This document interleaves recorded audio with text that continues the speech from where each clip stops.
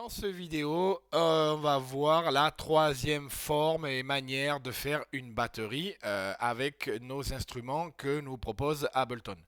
Donc, dans ce cas-là, nous allons travailler sur le drum rack. Je ne sais pas si vous en avez déjà entendu parler. Vous allez dans Instruments et notre drum rack, il est là. Donc, on va pas avoir besoin de toutes ces pistes-là. Vous allez voir, on va les quitter en fait. On va en garder qu'une seule et on va garder une seule MIDI. Donc, je vais ouvrir un petit peu déjà ma vision du volume, là, comme ça c'est bien. Et on va se positionner, rappelez-vous, on va faire la même chose, on va se mettre de 1 à 5 là, sur 5 mesures. Voilà, on va le mettre dans le mode loop, d'accord. Donc on va ouvrir un petit peu la vision d'ici, ouais, je clique, je laisse là-dessous. D'ailleurs, on va faire un zoom, là, vous avez vu, le zoom, là, pour ceux qui ne savent pas, c'est là, à droite, à gauche. Je me mets dans les numéros, en fait, numéro 2. Si je veux vraiment zoomer pour travailler cette partie-là, je fais une petite parenthèse. Hop, je me mets sur le numéro 2. Et là, j'ai le numéro 2, il est là. Vous voyez, je peux zoomer, je monte, je descends. Je vais à droite, à gauche, où je veux, donc je peux me déplacer. Là, si par exemple on est ici, ben, on clique là, hop, on va dans cette partie-là du track. Là, on va dans cette partie-là, mais dans ce cas-là, vous avez vu que la barre, elle est ici, la petite barre blanche. Hop, on clique, là, on revient au début directement. Ok. Bon, c'était une petite parenthèse de manipulation. Donc, on va travailler directement sur notre drum rack. Alors, quand on ouvre notre drum rack, vous allez voir là. Ben oui, vous allez voir du tout, il s'ouvre pas. Bon, apparemment, il n'est pas chargé normalement. Il vient avec pas mal de drum rack, avec des beats déjà tout faits, tout ça. Ben, apparemment, je les ai pas. Mais c'est pas grave, on n'est pas là-dessus. Je vais vous montrer comment on travaille une batterie sur ça. Alors, qu'est-ce que c'est drum rack? Ben, vous allez voir, vous le glissez là-dedans ou là-dedans, c'est pareil. Drum rack, en fait, c'est comme un pad, hein, comme un appareil, comme un APC 40 ou l'Innovation là, que nous avons là avec des pads déjà pour marquer et créer des bits. Ben, en fait, c'est la même chose, mais en virtuel. Et l'avantage qu'il a ce drum rack là, c'est qu'on peut positionner jusqu'à 128 échantillons d'instruments dans ce pad là. Donc c'est déjà pas mal. Alors, je veux dire, 128, allez-y, hein, on peut courir. Hein. Parce qu'il faut y aller là pour faire un track avec 128 pistes. Déjà qu'avec les tracks de beat et de trap et de drill et de hip-hop maximum, on arrive à 8. Et ça tourne pas mal déjà. Alors vous allez voir, 128, on va s'éclater là.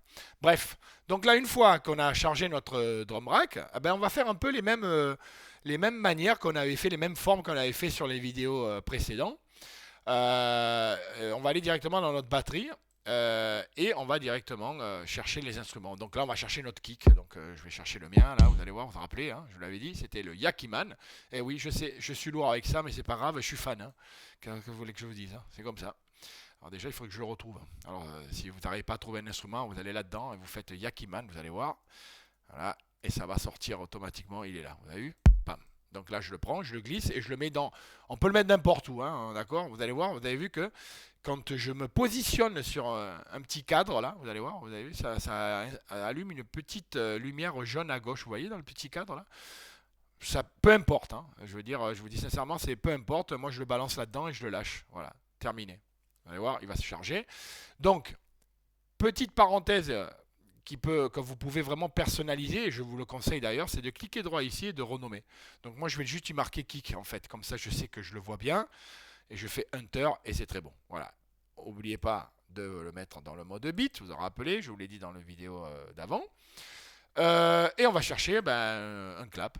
Allez, on va faire une petite batterie de 4-5 instruments là, je pense que ça va être pas mal, c'est bien pour déjà commencer. Et on va chercher un bon petit clap là.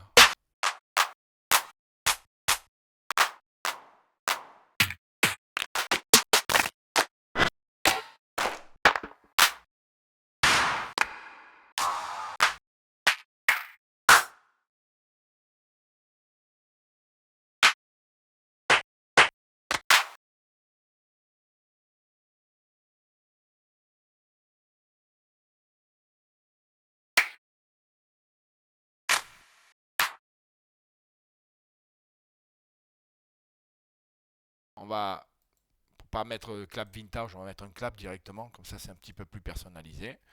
Voilà, j'aurais dû mettre un C majuscule. Allez, on va le faire. Allez, soyons pro jusqu'au bout. Voilà. Et on va chercher notre. Ah, attends, on va faire ça avec 4 pistes et puis avec 3 pistes. Et si la quatrième, je sens que j'ai envie de la poser, ben je la pose. Allez, soyons fous. Ah, celui-là, il est pas mal aussi. Allez, on va le positionner là-dedans. Alors, Vous avez vu, on a chargé 3 instruments. On va le mettre en hit hat.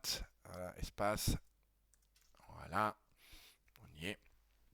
Bien, je vais aller directement positionner le format à chaque instrument. Je clique sur mon clap, vous allez voir, et hop, vous voyez, il apparaît.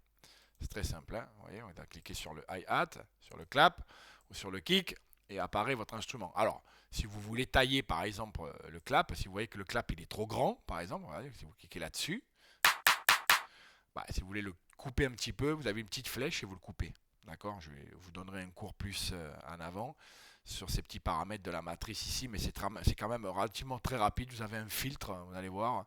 Si vous appuyez là, je peux filtrer, vous allez voir, on va le filtrer notre clap. Vous allez voir, regardez, on n'entend même plus rien. Si je donne un petit peu plus sur la présence du filtre, vous voyez, donc c'est un filtre, vous pouvez l'automatiser. Vous avez la résonance, vous pouvez travailler les faux, vous avez le fade in et le fade out. Qu'est-ce que c'est le fade in? Regardez, hop, si je lui donne, voilà, hop, vous avez vu, je coupe en fait le début de mon échantillon ou simplement je coupe la fin. Voilà, vous voyez. Donc après c'est à vous un peu de travailler là-dessus et d'investir selon le son que vous avez envie de travailler. Vous avez le transpose, c'est les tonalités de en haut en bas et puis le volume. Ok?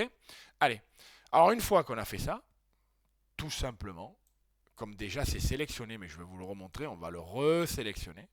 On sélectionne avec notre souris en restant appuyé sur le côté gauche de notre souris, et on clique droit, tout simplement, et on fait insérer un clip vide, MIDI vide. Et là, qu'est-ce qui se passe? Apparaît en fait nos instruments. Voilà. Donc, j'en ai mis 3, on peut en mettre 128. Alors bonjour, hein, si vous avez le courage de le faire, et si vous êtes animé à le faire, allez-y. Hein, bon courage, voilà. Allez, il ne nous reste plus qu'une chose maintenant, c'est de dessiner notre batterie. Donc moi, je vais la dessiner, on va faire une batterie normale de house, hein, d'accord? On va aller jusqu'à 2. On va dessiner déjà directement ça ici, on va mettre un clap ici, on va faire ça, et on va mettre un hi-hat ici. Regardez bien comment c'est sur le schéma en fait, vous allez voir. Et une fois que j'ai créé ma batterie, on va l'écouter d'ailleurs. Voilà, très bien, regardez ce que je fais. Je fais hop, je sélectionne les 3 en même temps, je lâche, je fais commande D ou CTRL D, et puis voilà, puis nous avons notre batterie complètement formée. Vous avez vu, ça a pris même pas 2 minutes. Alors si vous voulez qu'on donne un petit peu plus de patate à notre truc, on va remettre un petit clic ici, comme je faisais moi dans les vidéos d'avant, là, antérieures. Et là, vous voyez, on a notre batterie. C'est pas mal, hein? Le clap est pas mal non plus, bien fermé là, parce que je l'ai fermé, rappelez-vous. Et voilà. Alors là maintenant, si vous voulez vraiment égaliser, travailler vos paramètres un par un, vous allez sur cette partie-là. Et vous allez voir que Drum Rack, il a une petite flèche ici là, qui apparaît. Donc si vous cliquez dessus, ça va vous ouvrir les canaux, en fait les 3 pistes, par séparé. Donc si vous les ouvrez un petit peu plus, vous allez voir, on appuie là, vous voyez, la souris comme elle est positionnée. Vous appuyez en fait sur la touche Alt ou Control de votre Windows. Et en fait, vous ouvrez la piste. Et voilà, vous allez voir, apparaît ici en fait la panoramique, c'est-à-dire la balance pour mettre à gauche ou à droite. Donc si vous voulez mettre le clap à droite ou à gauche, c'est à vous de positionner vos instruments comme vous voulez. Et surtout, si vous voulez vraiment régler le son. Par exemple, on va laisser notre kick là, on va baisser un peu notre clap. Voilà, et on va baisser un tout petit peu notre hi-hat.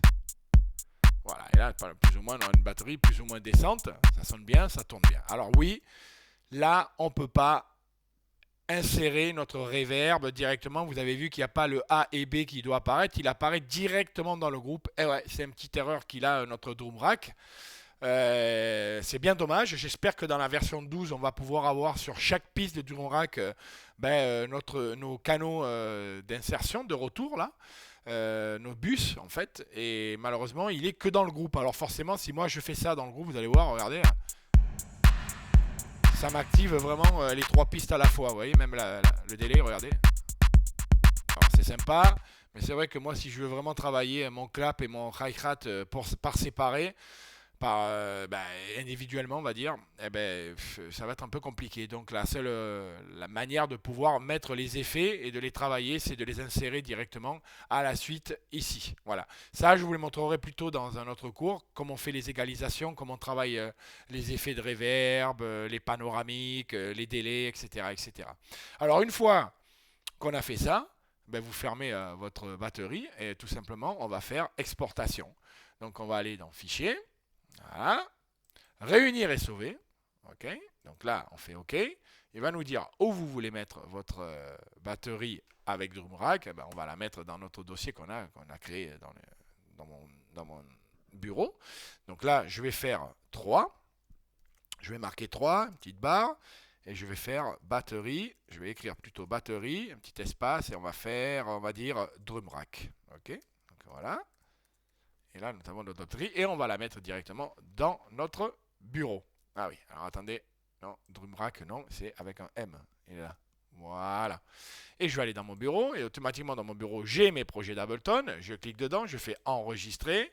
Et là, je les mets à la suite. Et voilà. Et nous avons notre troisième batterie.